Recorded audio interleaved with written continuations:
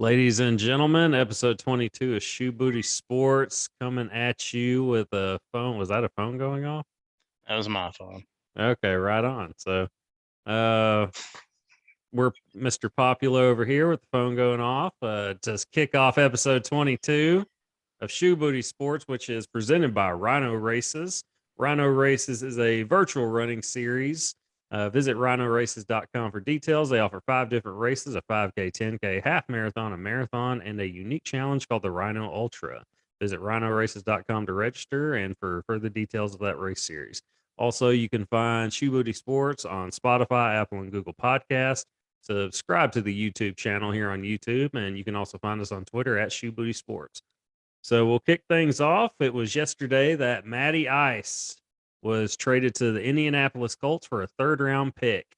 And it looks like the Falcons signed Marcus Mariota as his replacement, I assume, or to come in to compete for the job. I don't know who Atlanta's backup is or anything like It's that. But it's Felipe Franks. He's the only QB on the roster right now. yeah, I should have known that. You should have known that. I should have known that. I know that they liked him. Oh yeah. So he did good things his last year at Arkansas, or his only year at Arkansas. But Franks is part of that turnaround as far as getting the Hogs in the right direction, at least trajecting upward as opposed to just further into the gutter, just way down past the gutter, just way down into the abyss, the unknown, the dark core of not even Earth, like Hades at that point. Like they were well up into the underworld. And yeah, Felipe was the quarterback to dig them out. Yeah, he did a good job. Most would scoff at a 3-7 season, but they won 300% more games than I thought they would that year. So hats off to them in 2020. Mhm. So we were lucky to have him for a year. And KJ has, stepped up and helped take them to another level. So KJ Jefferson, shout out. Go Hogs, Woo Pig. But Matty Ice to the Colts for a third-round pick. I actually loved this move by the Colts. I'm going to throw around the word love, but I loved this move for the Colts. They had success when they went out and got Phillip Rivers. They're just really a veteran quarterback away from being competitive. And that's what they went out and got, a guy that's proven he's going to put up the numbers. He can still throw it. He got to the Super Bowl and probably should have won it. I think he catches a little more flack than he deserves as far as the Falcons blowing it. You don't play defense. Yeah, it's he doesn't play defense, and he lost a fumble. Like that was the big thing. He lost a fumble when he got hit, from his blind side. And that's I'm not saying it's not saying none of it is on him, but the way you hear people just completely put all the blame on him is a bit much. So Matty Ice to the Colts, third-round pick. I love it. Colts, you're not giving up much when you give up a third-round pick for a quarterback, a veteran quarterback, when essentially that's all you need to get back in the kind of where they were at when Phillip Rivers was there in his last year. What say you? Yeah, I like it. I like it for the Colts. I like it for Matt Ryan. I mean, I'm sure he loves it. He goes from a team in Atlanta who was, Trajecting downward. Yeah, they were on their way down, and I mean, he's in a new place, and like you said, they're pretty much a quarterback away from being competitive. And it just felt like they needed a change. It's like when you're in a relationship that's starting to go downhill or has gone downhill, and it's just time for, like, we don't hate each other, but it's just time to do something else. Like Yeah, pull the cord. Yeah, we need to go be with other people, and that's what Matt Ryan is doing here. He is, going through the honeymoon period right now with the Colts. Watching their social media, they're rolling out the red carpet for the guy, and he looks thrilled to be there. He genuinely looks like revived. Like, okay, like fresh start. Here we go. I'm sure this is gonna, give him a boost in the offseason as far as at least being optimistic about what's to come, as he should be. Colts have a. I don't know. I like the Colts as a team and where they're at. It's not what they were at during the previous administration as far as management goes, when they put together the worst offensive line I've ever seen to protect a once in a generation quarterback, or protect, supposed to protect a once in a generation quarterback, and ended up retiring him early because of injury. So I'm going to jump the topic list on that and then go to the Bengals signing offensive tackle. I don't even know how to say this. Lyle Yeah, Collins. that's pretty good. Lyle Collins. I'll Maybe it's, concur with that. Yeah. yeah, to a 3-year contract. Offensive tackle.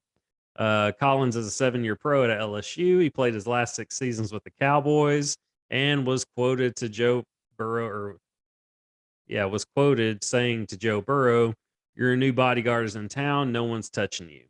So that's 3 linemen. That's 3 quality linemen the Bengals have signed, which they were so bad that all of that was needed, possibly even 2 more. Who knows?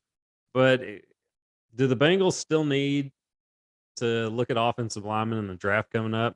I would say yes if one's available. Yeah, go for it. They were that bad. Burrow almost had another knee injury in the Super Bowl. He did. He doesn't. It was just a sprain. But when you're that beat up and sacked, what, a record number of times, or pretty close to it. Yeah, he got hit. He got hit quite a bit. It was in the 70s, I believe, as far as sacks go. Then yeah, you need all the help you can get. Even depth there. Even if you got some there, get more depth to get some backups for your quality starters that you can get. So obviously you don't draft a second stringer, in the first round, but I think they probably still need to continue to look at, because you're going to be paying them rookie contracts too. So you're not just going to be breaking the bank for them. The Bengals have been smart about this. They're not they're not handing out these massive contracts. They're just spreading it out, good contracts to quality linemen. That's 3 of them now they've gotten. So, and these guys want to come play with Joe Burrow. So the Bengals are doing the right thing. We'll just see what they do in the draft. And what is the draft in May now?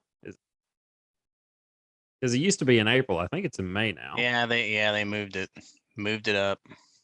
So moved it back, I would think, right? If it's in May. Oh yeah. Yeah, Sorry. there you go. The other way, the other direction. The other way, yeah. So if I'm the Bengals, why I'm did they do that? still looking at linemen. I'm sure there's a reason. Less to watch during that first week of May. It's I something don't to do know. with TV ratings. I'm sure that's exactly what it is. But I'm sure there's a reason behind it. They have some analytics people to look over that kind of stuff. But anyway, I think that's a big get for the Bengals. That's 3 linemen now to help revamp what looked to be the worst offensive line. I don't know about it worst in the league, but it's pretty close. It's down there, especially for a playoff team, a Super Bowl contending team on top of that.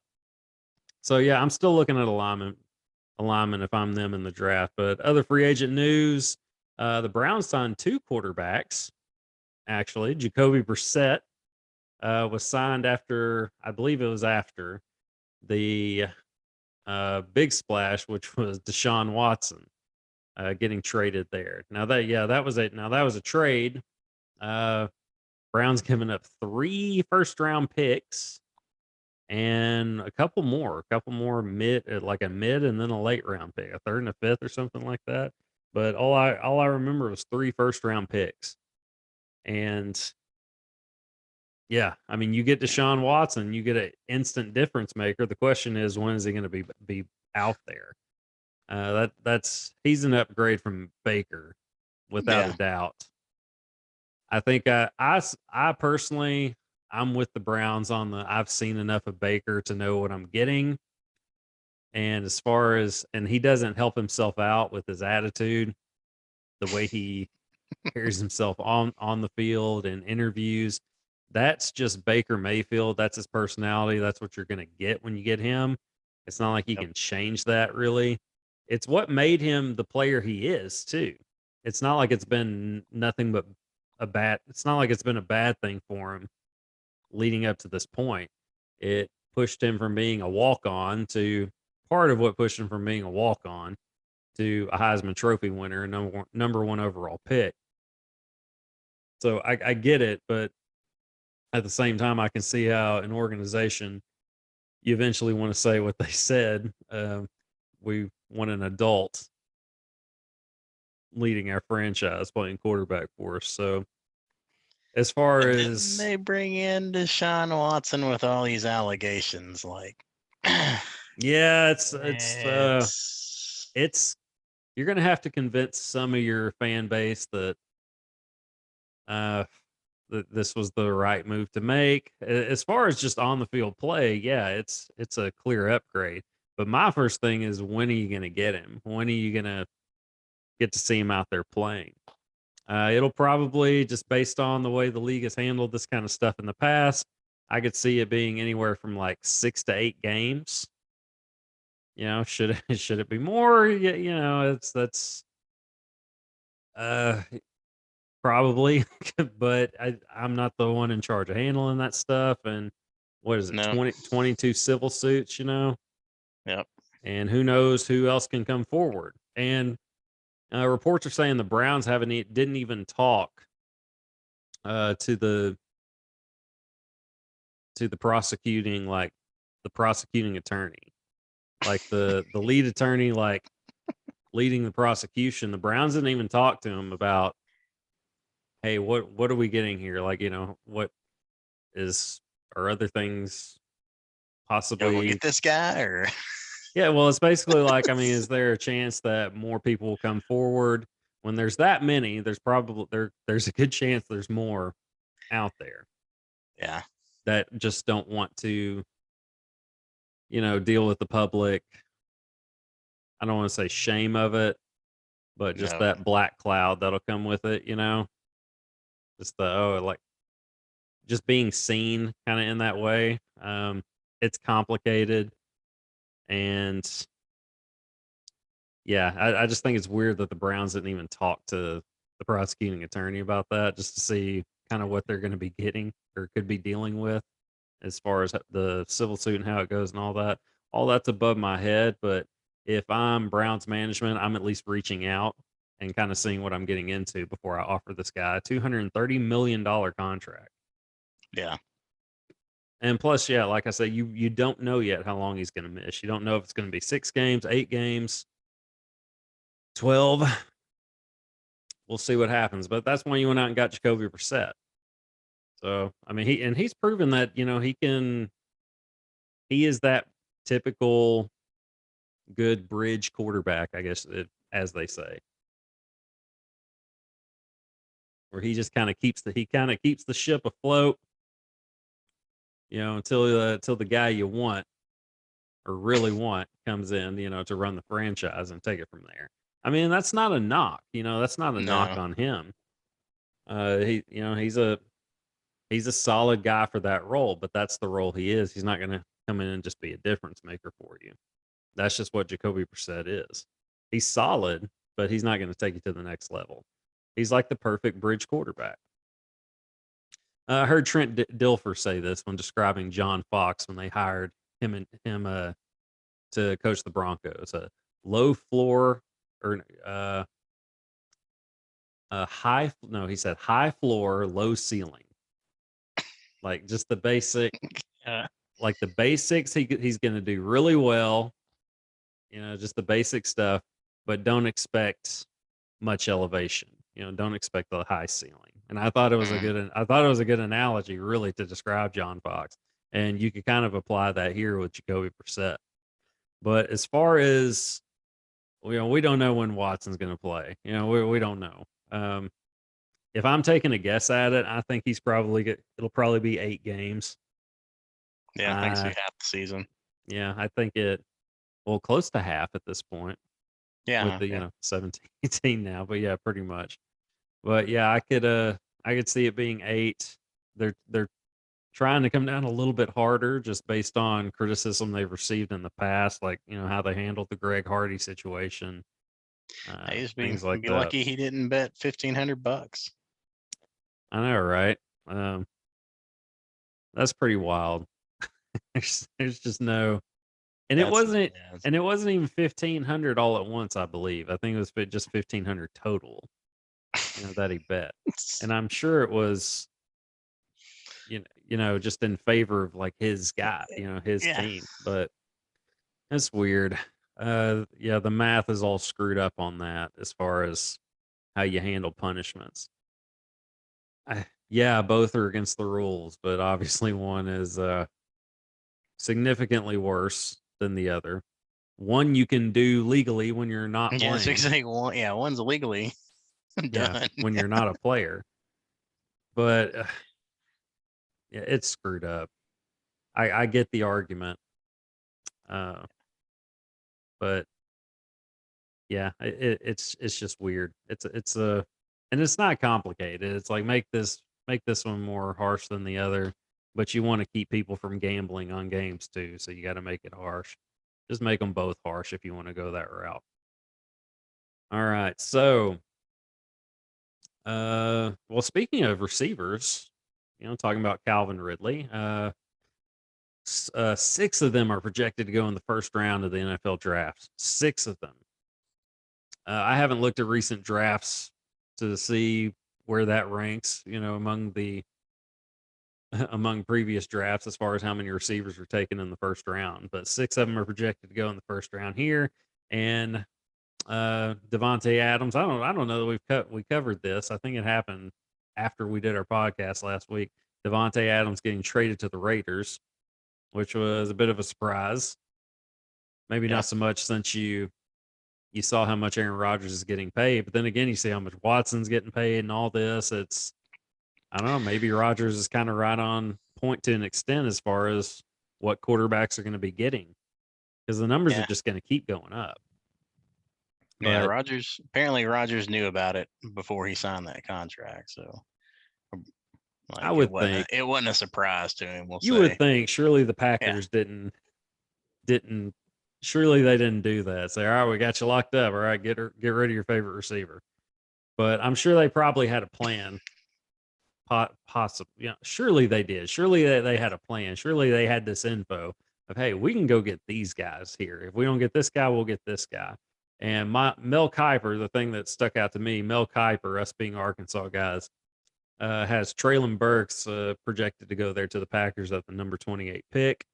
Burks, to me, and I believe you've said the same thing, was the best wideout in college football this past season. He would get my vote. Of course, I can be a little biased. Yeah. But I genuinely have tried to look at it objectively. Like I think I didn't see anybody faster than Jamison Williams was at Alabama this year. But as far as just a full-on football player, Treylon Burks is bigger, stronger, and runs a 4.5. And it's like he said on film, he's like, look at the film, see if you see anybody catching me. And nobody did. Nobody caught Treylon Burks. And he's bigger, he's stronger, he can out jump these other guys. And I wasn't joking when I said Treylon Burks is the best wide receiver in football. And in 12 games at Arkansas, 66 catches, 1,104 yards and 11 touchdowns. And I mean, he was KJ's go-to guy. We're going to we're going to miss that dude. Then he have the biggest hands. Right? Didn't they make a big deal about that? Probably. I mean, I believe it. I mean, he's a grown man. He is a grown man out there playing football. And like that's the thing. He's a big dude. Like I mean, not in any way like fat, just a full on, just big, muscly, athletic dude. at receiver. Like you could, and that's why they did so many things with him. They got him the ball out of the backfield, got him on reverses, got him on, coming through the middle, coming underneath, going deep. Just basically any on screens. Any way you could get the ball to 16, you wanted to get the ball to 16. Yeah. And I would have done the same thing. But how cool would that be though? Like Treylon Burks to Green Bay, playing with Aaron Rodgers for the next 4 years, seemingly. Pretty sweet. I mean, got like for those 4 years or for as long as he stays in Green Bay, like Rodgers. I mean, yeah. Well, this is why. I mean, and this is intriguing. I think Kuiper kind of broke this down. He can do the things that Davante Adams did. He could, he wins one-on-one, especially, like a back shoulder. If you got to go up and get it, Treylon Burks is going to win those battles. And I mean, he can just do a little bit of everything, kind of like what we described. And, Davante Adams is that guy for Green Bay. Treylon Burks can be that guy for him too. But that would be, I don't know that that's where he'll go or if Green Bay will make that move. The same GM did, in fact, draft Jordan Love in the first round a few years back. So who knows what's going to happen there. But their relationship is better now. Him and Rodgers. So maybe that means I'm sure they laid out a plan for him. And surely they're going to look at something like that here in the first round. You were talking about him having the biggest hands. Is this where naturally Kenny Pickett is next up on our topics list? He will have the smallest hands of any quarterback in the NFL, although they keep growing. From this time last year, they were like, 8.5 inches, and now they're 8.5 inches at the NFL Combine, and at Pitt's Pro Day, it was 8 and 5/8 inches. How much bigger that is, I don't know, but I mean, I guess I do, but just looking at it, I don't know. I don't see much of a difference there. But he was wearing gloves on both of his hands during the pro day as he was throwing. He looked good throwing the ball, but I mean, a lot of guys do when they're just throwing to receivers that aren't being defended. They're at your place and no pass rush and all that. A lot of guys are going to look really good doing that. But he was really good his last year at Pitt. As far as what that matters, the hand size, I'm sure it does certainly matter to an extent. I mean, Josh Allen I don't know his hand size, but I know he is a big freaking dude.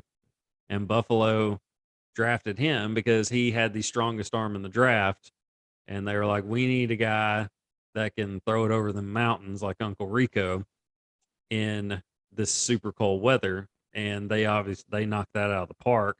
I mean, Josh Allen, there's nothing that dude can't do on the field as far as making the throws and even making plays with his legs. But then again, that's Josh Allen. Guys that big aren't supposed to be able to move like that. No. So as far as hand size, where would we kind of rank it as far as importance? Of being able to play quarterback at the next level. I think it matters. Yeah, obviously it matters. I mean, how big were Murray's hands? He's pretty small guy. Bigger than Kenny Pickett's. I know that. I don't. Yeah, obviously. Yeah, but then again, you see some of the throws that's the thing. To me, it mostly, you got to consider it, but you got to look at the film. Keep that at the top of your list. It's the reason, there's so many measurements and things like that are the reason Aaron Rodgers dropped to the bottom of the first round. And if you just turn on the film and look, you're like, I mean, that's the best quarterback in the draft, or he's better than where he got drafted. I'll just put it that way. I mean, if you look at the film, I mean, really, if you look at the film, like if you look at Stafford's time at Georgia, high school, etc. I mean, he was better than Aaron Rodgers was. If you're just going off of that, Stafford just happened to go to the Detroit Lions. Like that's the thing. He got drafted by the Lions. Yeah. What if Stafford comes out and wins a couple more Super Bowls?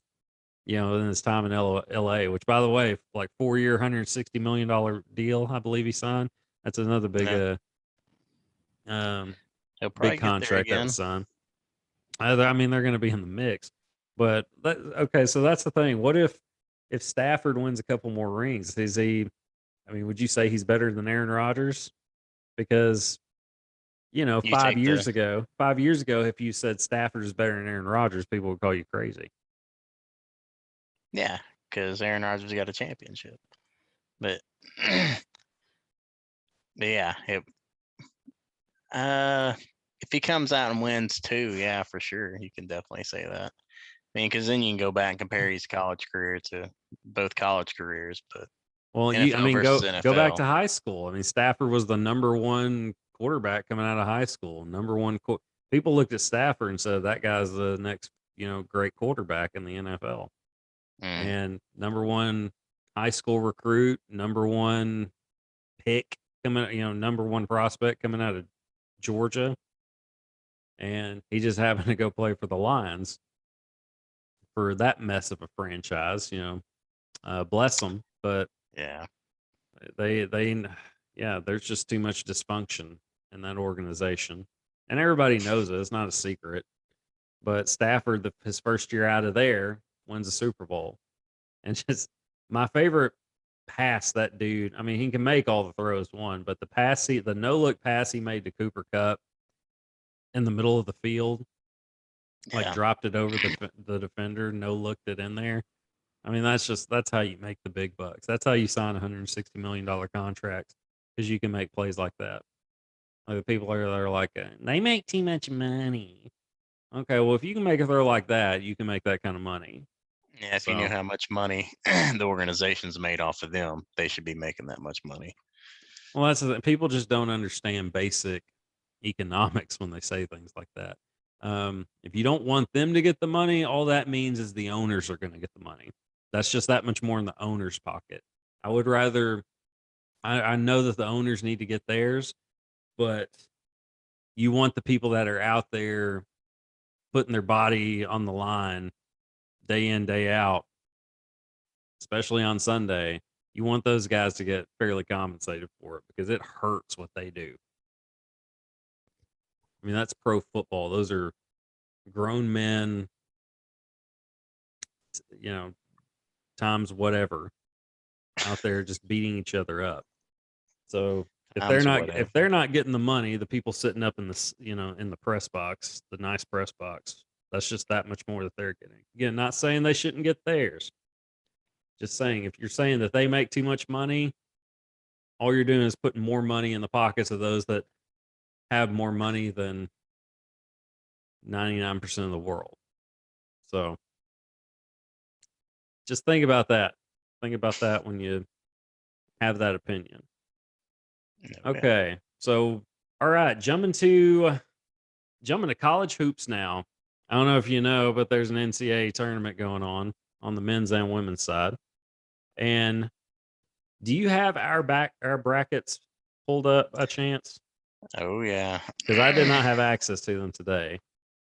I pulled up my personal one and just looking at it, the personal one I had, 92% of my women's bracket was correct, like we said with the whole lack of parity in women's basketball. Men's side, my personal one was 62% correct. So I'm at least in the, but only one of my teams that I had in the final four is still in it.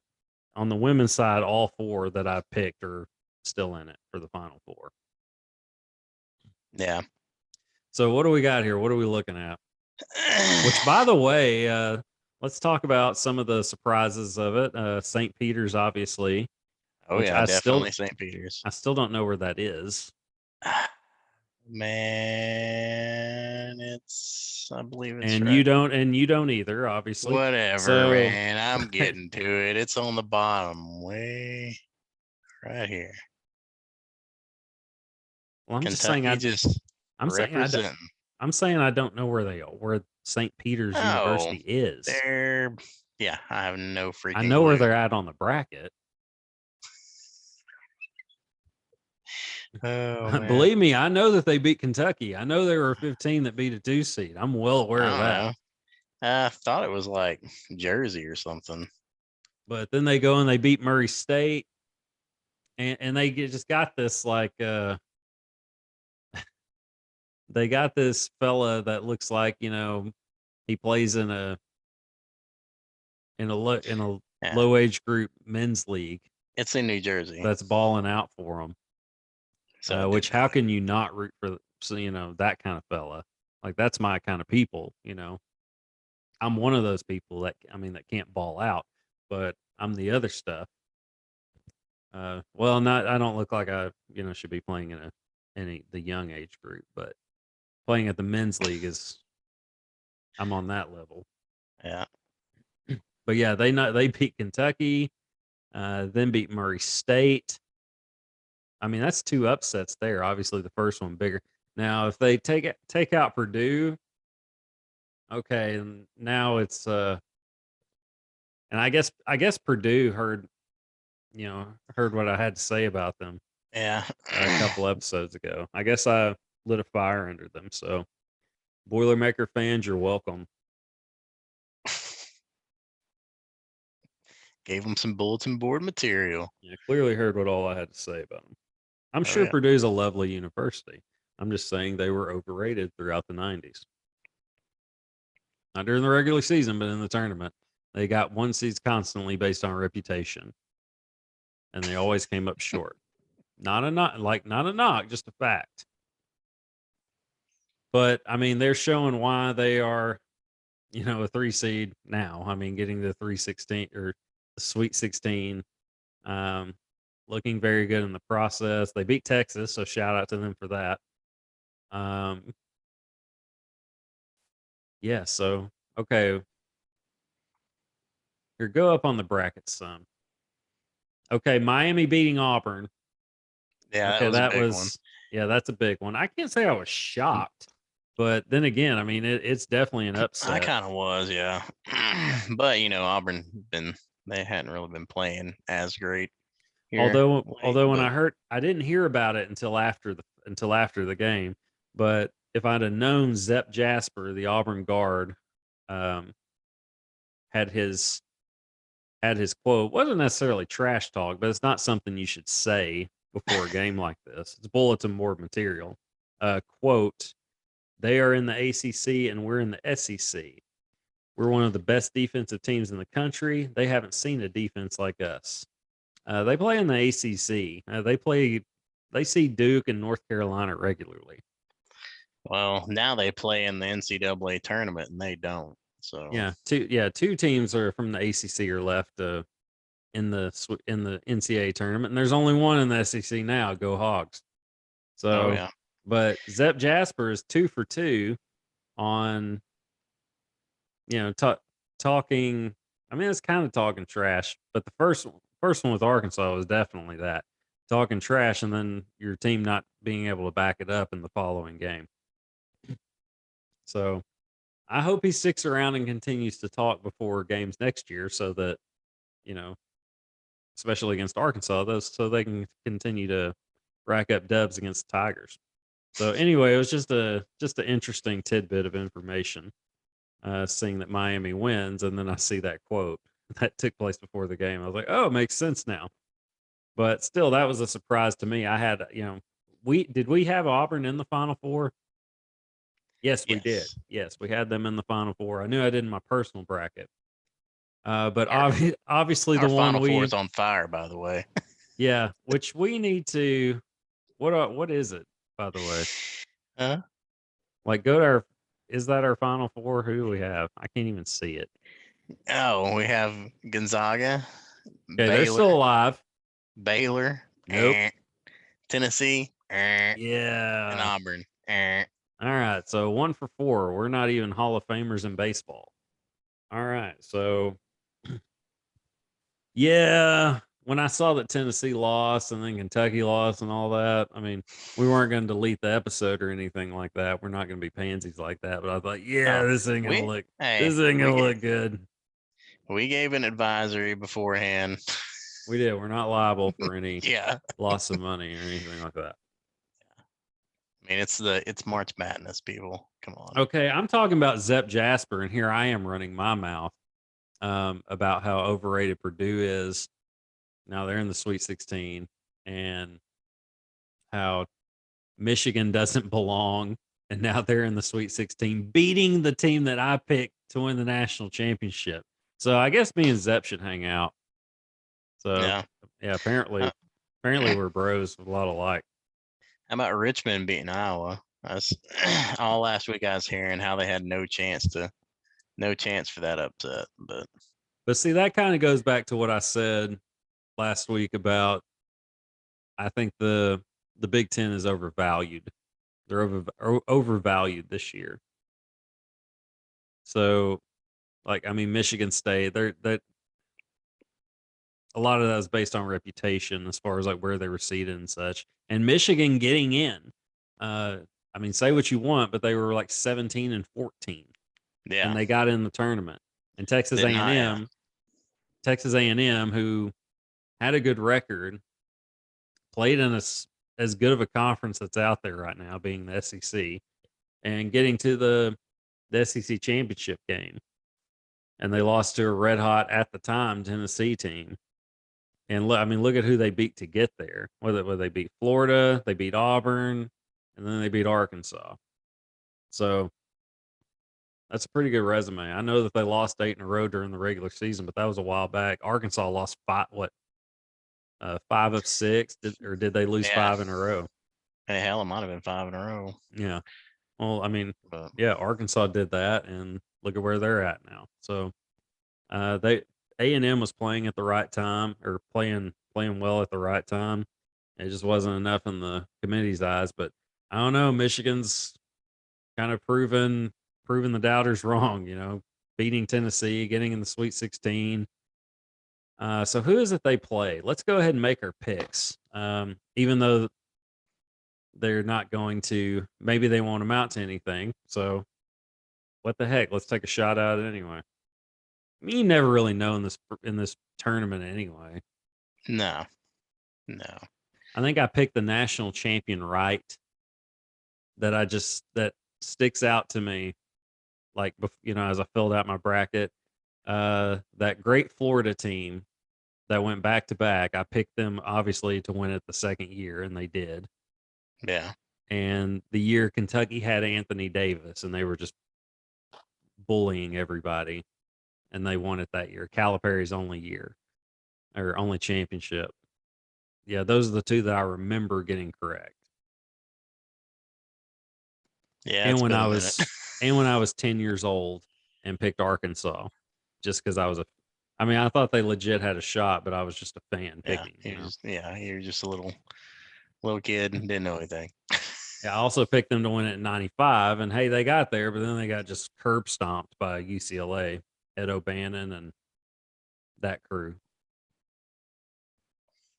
Mm. All right, so what game are we picking first? I got a bracket here. That's too confusing to me to look at. I mean, I kind of talking about it's right here. Boom, boom. Yeah, boom, it's boom. and it's super tiny on my screen. And okay. I mean, I guess I could see it. Well, first of all, I don't even see where Arkansas is at. Like, we're not even starting at the top. It's in the top half of the bracket. Well, you told me to find St. Peter's. Yeah, like 10 minutes ago. Okay. All right. So Gonzaga, Arkansas. I think Arkansas can give them problems. Hey, this top half looks pretty good until you get to Tennessee. Yeah, we kind of dropped the ball on that one. Michigan screwed everything up. Thanks, Juwan Howard and crew. But I think Arkansas can give them problems. But Man, They're gonna they have to play their played, best game of the season. and they really haven't played. They played good defense, but offensively, last game was atrocious. Note has still found ways to get points, but he has not been good shooting the ball. Nope. Stanley Amude has been lights out. Yeah, That without is, him, we were gone in the first. well, see, and that's So, the thing about Arkansas. When somebody doesn't play well, somebody else tends to step up, and you need that. And so, but Amude's been the guy. He's been very consistent. Um, I think Arkansas can give them problems. I'm going to pick Gonzaga because it's Gonzaga. They're the better team.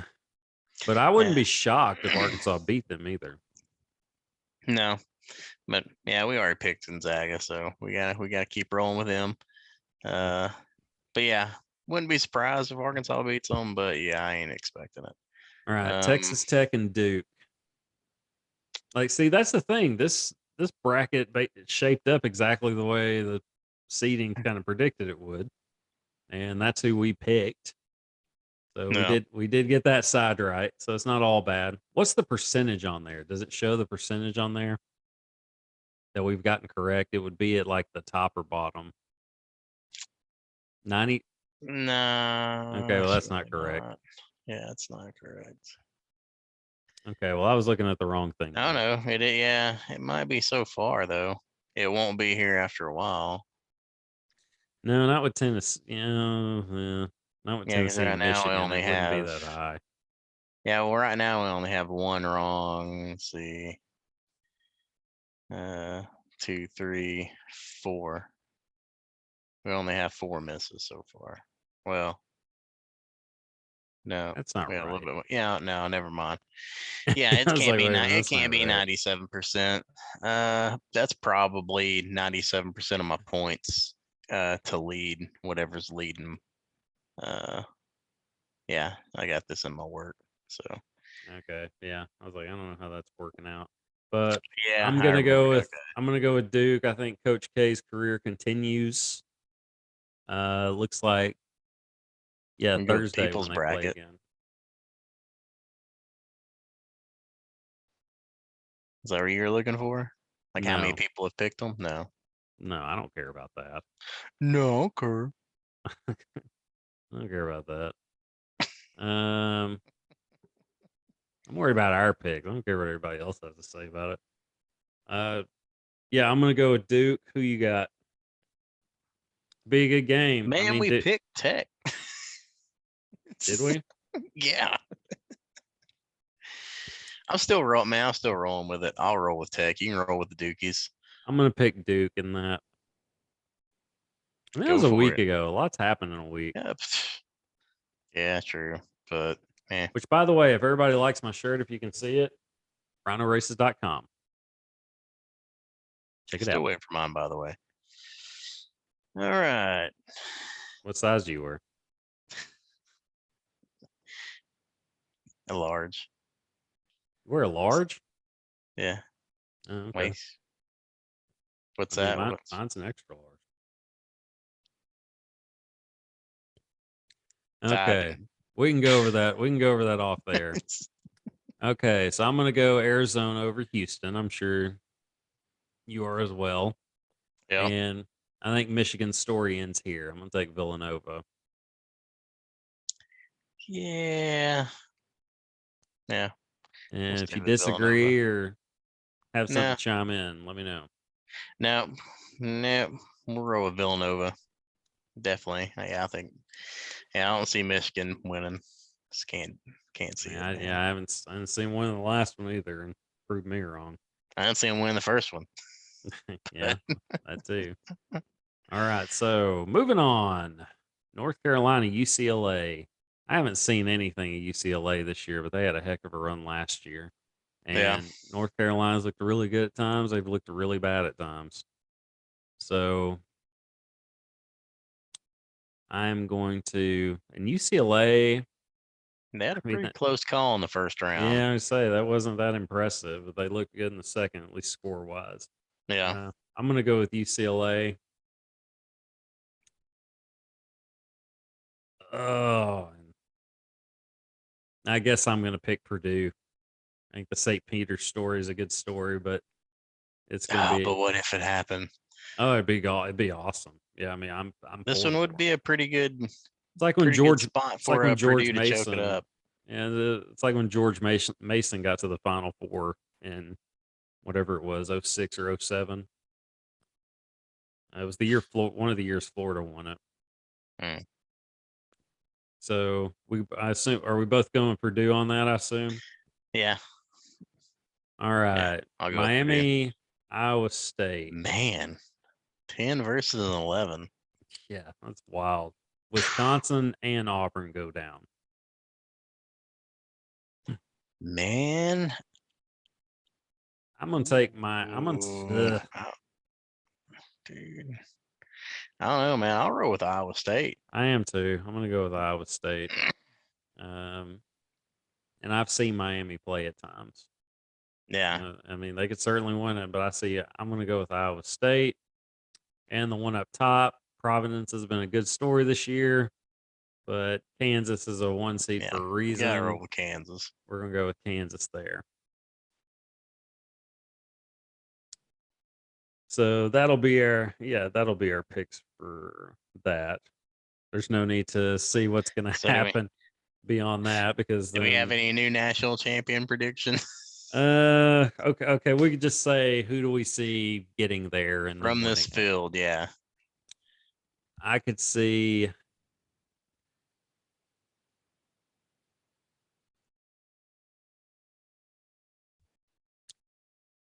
I'm gonna go. All right, go back down to the bottom. I'll take Purdue in the Final Four with Kansas. I'll say Kansas will win that. Well, Kansas won't be playing. Yeah, so Purdue, you say you can't do that. Okay. But I see Kansas and Purdue. All right, let's go up top. All right. Arizona, definitely. Yeah. And I'm gonna say Gonzaga. So just the predictable ones. And yeah. I'm gonna say Arizona, Gonzaga, and then I'm gonna pick Arizona to win it. Yeah. Yeah, those are the easiest one. Yeah. Easiest picks. You got to roll with Arizona. So that's who I had in, I think, my first for real bracket. Yeah, Arizona. Of course, my first one was the Hogs, but hey, they're still alive, man. They are, man. They're still alive. Survive in advance. That's all you got to do. How that one's looking. Which, by the way, 2 years in a row that the Hogs are in the Sweet 16. First time they've done that since, I think, the 94-95 season, the years they went to the national championship games. Yeah, that bracket ain't looking too much better. Yeah. Let's go the women's side. That one will probably look better. We can feel better about ourselves here. Gee, I don't know, man. Well, it's better. Is it? We got. Yeah, it's better. We got 430 points. South Carolina's still in it. Our Final Fours are still in it, right? I'm saying, yeah, okay. I don't know how your point system is set up. It is. I don't either, man. It's. I guess different than mine.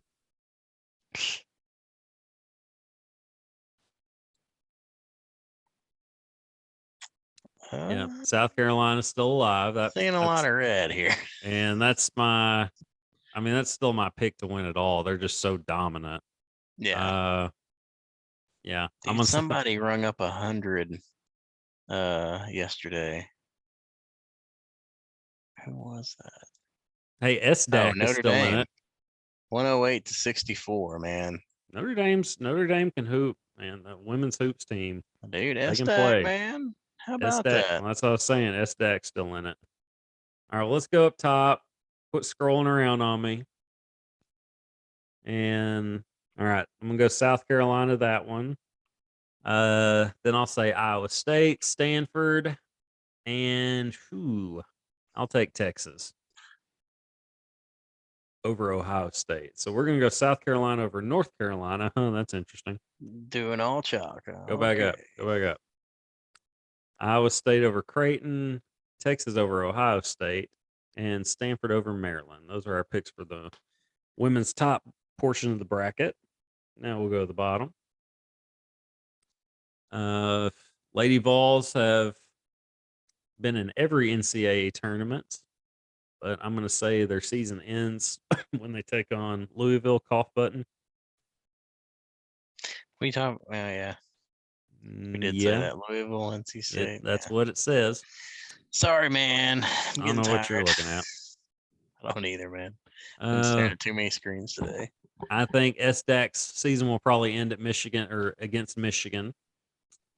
That'd be South Dakota for everyone listening to us on Spotify, Apple, and Google Podcasts, presented by Rhino Races. Visit rhinoraces.com for details. I'm going to roll with South Dakota. Why not? Hey, SDAC keeps proving us wrong, so. Yeah, all right. Well, I'm going to go with Michigan. One of us will be right anyway.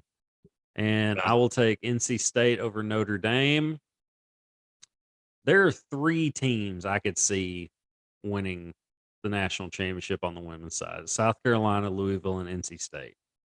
I mean, Stanford could do it too, but I watched them play a little bit the other night. I don't think they're quite as good as those 3. But those are 3 I could really see. They beat Oklahoma. Say they played. They won. I don't remember who it was against. Go back down. We didn't make you're veering. Hey. All right, so NC State over Notre Dame. I did watch the second half of UConn UCF last night. UConn, I wasn't that impressed. You can tell Paige Beckers, I mean, she's the best player on the floor. You know, she was the best player on the floor, but you could tell she's grown up watching LeBron. You know, because there are times when she needs to take over, and instead of doing so, I get it. You want to get your team involved, but there are times when you need to go be the scorer instead of facilitate.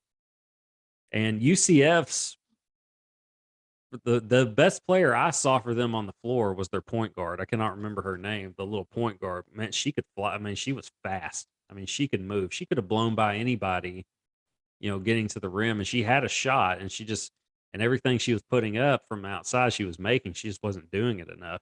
That's 2 point guard. You know, I mean, she was doing her job, but you can kind of tell it's like, okay, the 2 people that kind of need to be taken over are passing the ball off. You know, it's like they've grown up watching LeBron. Like I could see that. Not a knock on, you know, LeBron, obviously top 2 player ever, but there are times when LeBron needs to take over and score, and in the past he didn't do it, and they needed to do the same thing last night. But I'll say UConn over Indiana, and so yeah, Louisville over Tennessee, Michigan over SDAC. My pick. You got SDAC taking that. NC State over Notre Dame, and then UConn over Indiana. So yeah. And I'm still rolling South Carolina. Still rolling with South Carolina. I don't care who it's against. Yeah, we may get one of these right. So I think we'll get I think South Carolina is a pretty safe bet. Did we go? The tournament hadn't even started yet when we did last week's podcast, right? Yeah. Okay. Nope. Yeah, because we did all the picks. But did you see the halftime score of South Carolina's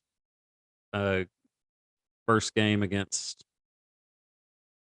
Well, I can't see who it is because you'll need to scroll up. Howard? Oh, yes. 79-21 final score. And it, you know what the halftime score was? Yeah, didn't they only have like 12 points?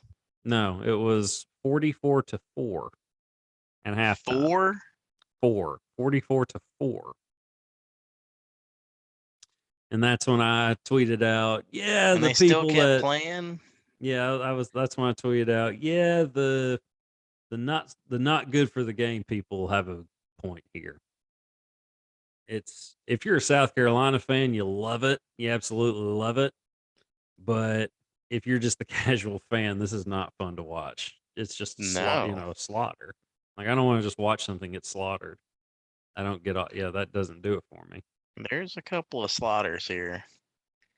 Well, you're gonna get that on the women's side. That there's just not enough parity on that side of the bracket.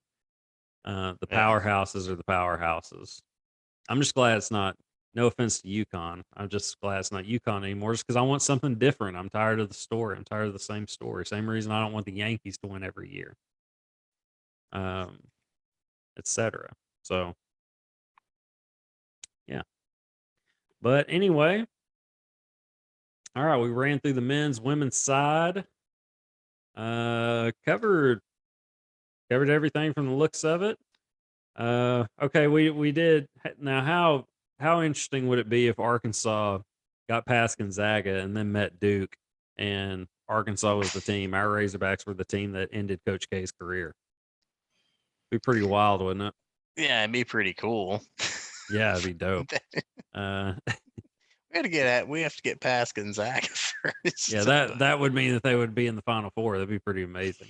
But I go back to wild. 1994. Them winning their only national championship against Coach K's Duke Blue Devils.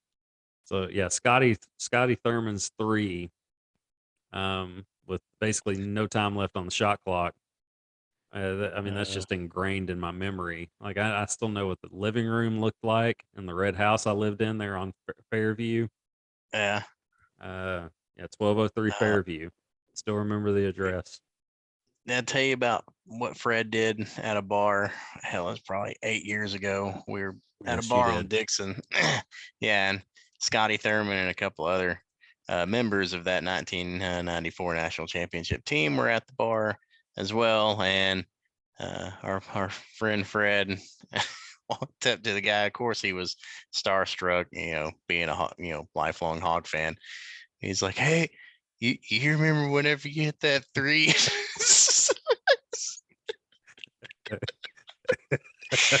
And Scotty goes, yeah, man, I was there." Yeah, man, I was there.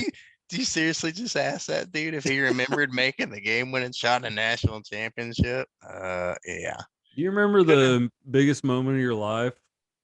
Yeah. You remember? Man, dude, that was freaking hilarious. That's great, shout out though. Fred if he's listening. Yeah, shout out Fred. It's like Paul McCartney, or no, it's like a Chris Farley interviewing Paul McCartney. Yeah, you remember when you were the Beatles?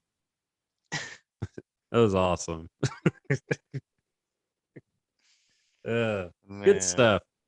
All right, folks, you fine, beautiful people. We've knocked this episode out, episode 22. We'll be back next week with episode 23 of Shoe Buddy Sports, presented by Rhino Races. Again, visit rhinoraces.com. Check out that awesome race series.